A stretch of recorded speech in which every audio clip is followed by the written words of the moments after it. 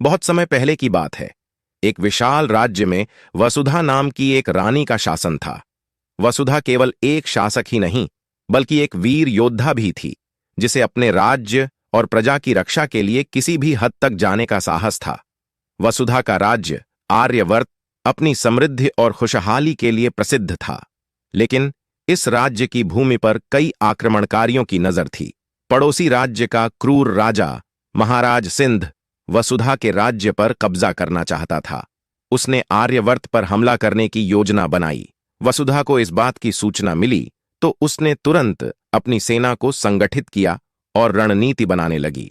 रानी वसुधा न केवल एक उत्कृष्ट योद्धा थी, बल्कि युद्ध की अद्वितीय योजनाएं बनाने में भी निपुण थीं। उसने अपनी सेना को इस प्रकार तैयार किया कि किसी भी दिशा से आने वाला दुश्मन फंस जाए और हर कदम पर उन्हें कड़ी चुनौती का सामना करना पड़े।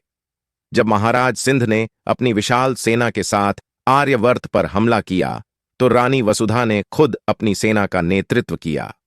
युद्ध के मैदान में वह एक सच्ची योद्धा की तरह लड़ी। रानी ने दुश्मन के कई योद्धाओं को अपने धनुष बाण और तलवार से परास्त किया।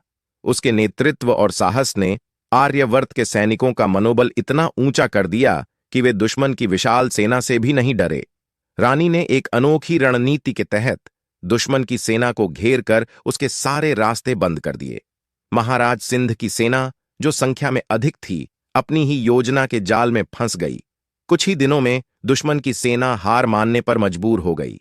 महाराज सिंध को अंततः वसुधा के सामने आत्मसमर्पण करना पड़ा।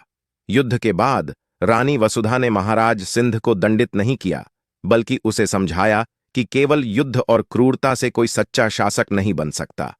रानी की महानता और दयालुता ने महाराज सिंध को इतना प्रभावित किया कि वह हमेशा के लिए वसुधा का मित्र बन गया और दोनों राज्यों के बीच शांति स्थापित हो गई।